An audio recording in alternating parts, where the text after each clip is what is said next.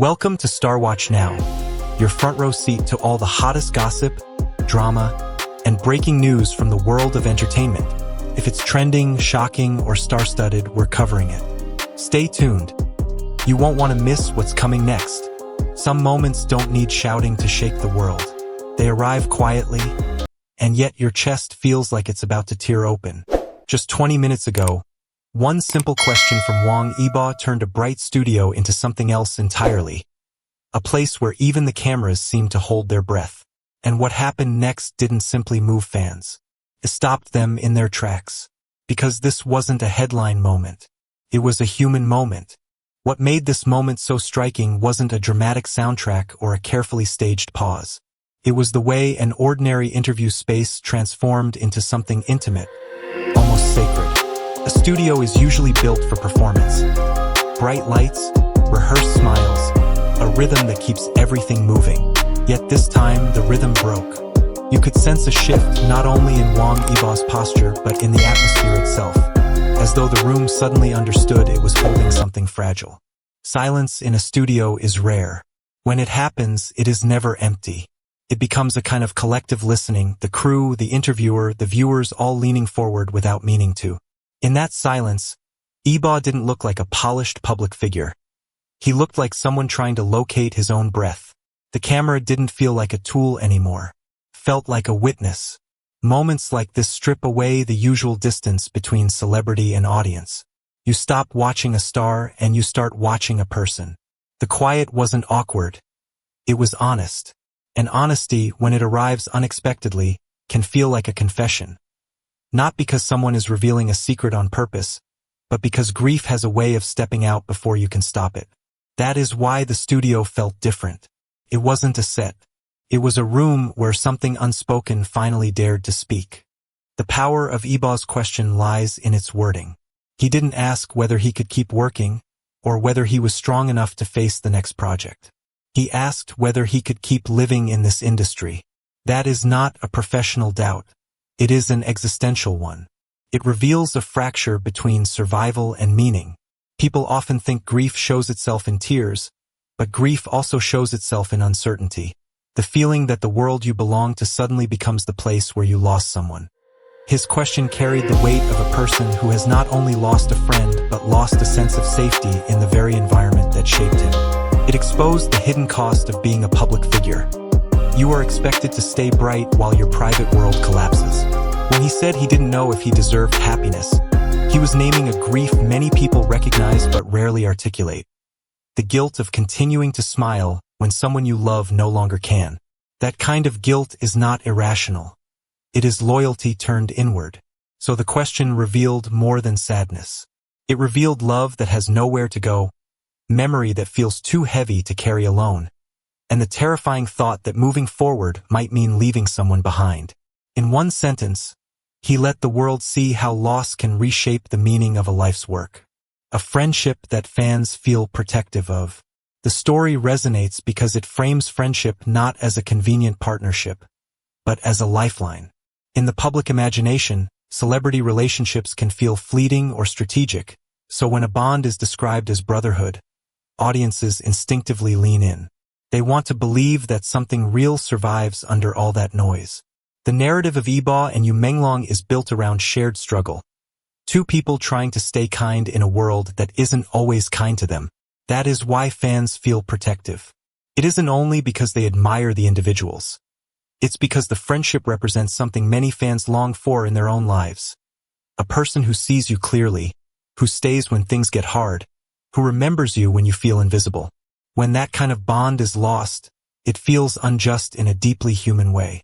Fans aren't merely mourning a celebrity. They are mourning an idea of companionship that seemed rare and precious. There is also a quiet fear underneath the protectiveness. If even friendships like this can be shattered, then what hope is there for tenderness in a ruthless industry? So the audience becomes a guardian of the memory. They hold onto old clips, behind-the-scenes smiles, bits of laughter that now carry a different meaning. This protectiveness is love expanded outward. It says, if he cannot protect this friend anymore, we will. In that sense, fandom becomes more than entertainment. It becomes a community keeping a bond alive, not for nostalgia's sake, but because it feels like the right thing to do. Xiao Zhan's response. Quiet support done right. Xiao Zhan's message mattered because it refused spectacle. In a culture of loud reactions and fast viral statements, he chose restraint. The line was short, almost simple, yet it landed with the force of something deeply lived. Quiet support is often the most difficult kind to offer, because it requires you to step into someone's pain without turning it into your own stage. His words didn't instruct Yibo how to heal. They didn't dramatize the loss. They simply acknowledged a truth, that love doesn't vanish when a person does. Continues through the survivor's steps, through daily life, through breath. That is a mature kind of comfort. Not pretending grief is easy, but reminding you that you are not walking alone. For many viewers, it also reaffirmed what they sensed during earlier years, that the bond between these two men has always been more about presence than performance. The message felt like someone standing beside a friend quietly, not for the cameras, but because that's what friendship demands. That's why it spread so quickly. People are tired of emotional theater. They crave genuine care. Xiao Zhan gave them a model of how to show up for someone in sorrow. Softly, consistently, without trying to fix them.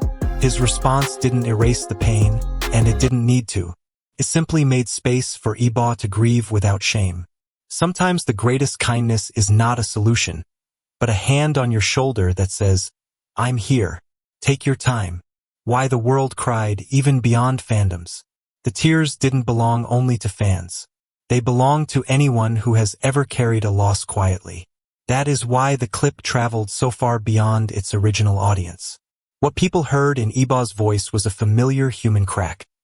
The moment you realize your life keeps moving, but your heart is still parked in a place where someone is missing. His grief was specific, tied to a name and a history, but the emotion was universal. Viewers from different countries with different languages still understood the feeling. They understood the strange disorientation of waking up to a world that looks the same while everything inside you has changed. They understood the loneliness of being expected to function when you're not sure what functioning even means anymore. The entertainment industry becomes a backdrop here, not the core. The core is survival after losing someone who made survival easier. That's why even people who don't follow Scient closely said, "This hit me." The world cried because grief is one of the few experiences that instantly dissolves social distance. Status doesn't protect you from it. Fame doesn't soften it. If anything, fame makes it harder because your sorrow has to take turns with your public role. Watching Yibo struggle to speak was like watching someone at the edge of a cliff trying not to fall, and many viewers have stood on their own cliffs. The collective response wasn't just sympathy. It was recognition. He gave language to what so many people live through silently. That kind of honesty makes strangers feel like companions. New angle, grief doesn't end, it evolves. There's a misconception that grief has a finish line, that after a certain number of months or years, you get over it. But what Yibo's moment shows is something truer. Grief doesn't vanish. It changes form. First, it is loud shock, tears, sleepless nights. Then it becomes quieter and more complex. It turns into sudden memories in ordinary places. A song that makes your throat tighten. A silence that feels too familiar. It becomes the fear of time itself, because time carries you forward whether you are ready or not. When Yibo says he's afraid of forgetting his friend's voice, he is describing this second phase of grief. The stage where death is not only absence, but a slow fading of detail. That fading terrifies people who loved deeply, because memory feels like the last home the lost person has. So grief evolves into guardianship of memory. It shapes the way you look at your work, your routines, even your own right to feel joy. The guilt he voiced is part of that evolution too, not a weakness but a sign of loyalty. This angle is important because it redefines moving forward. Moving forward doesn't mean moving on. It means learning to carry someone with you in a different way. It means allowing your life to expand around the loss, not pretending the loss was never there. That is a quieter courage than people realize, and it's what makes his question so hauntingly real. New activity idea. How fans are turning this into something positive. What stands out in this wave of response is that fans are not only mourning, they are building meaning. Instead of letting the moment fade into a sad trend, many are transforming it into small acts of care. One emerging idea is the creation of memory letters, brief notes shared online to someone who has passed away, promising to live well and carry them gently. Another is the rise of digital memorial spaces where fans post a single photo, a line of gratitude, or a personal story about loss. These spaces are not about chasing attention. They're about companionship between strangers who understand the same ache. Some fans are also organizing quiet charity gestures in the name of friendship, donating to mental health hotlines, funding art or education projects, or supporting causes linked to kindness and well-being, values they believe their idols stand for. This is grief turning outward into responsibility. And it offers something rare in online culture, a moment where people don't just consume emotion but contribute to healing. The beauty of these activities is their simplicity. They don't require official endorsements or big budgets. They require only sincerity. In doing so, fans become active participants in the story rather than passive spectators. They remind each other that mourning can be a bridge instead of a sinkhole, and that love, even when redirected, still matters in the world. This fresh angle keeps the narrative alive in a healthier way, not trapped in sorrow, but slowly reshaped into care. The deeper message StarWatch now wants you to carry. Beyond the headlines and viral clips, this story is asking a quiet question of all of us. What does it mean to keep living after loss? Yibo's vulnerability wasn't a sign of collapse. It was a sign of humanity refusing to harden itself. In a world that often rewards polished strength, he showed a different kind of strength, the kind that admits pain without surrendering to it. The deeper message here isn't celebrity grief is tragic. It's that grief is an expression of love, and love does not end when someone leaves. It changes hands. It becomes memory, responsibility, and sometimes a new reason to keep walking. The phrase, "I will keep going," matters because it doesn't deny sorrow. It sits beside sorrow. It says, "I will carry this, even if it hurts."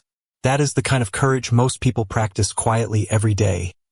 Going to work with a broken heart, laughing again even when it feels wrong, choosing life not because it's easy but because it's the only way to honor what was lost.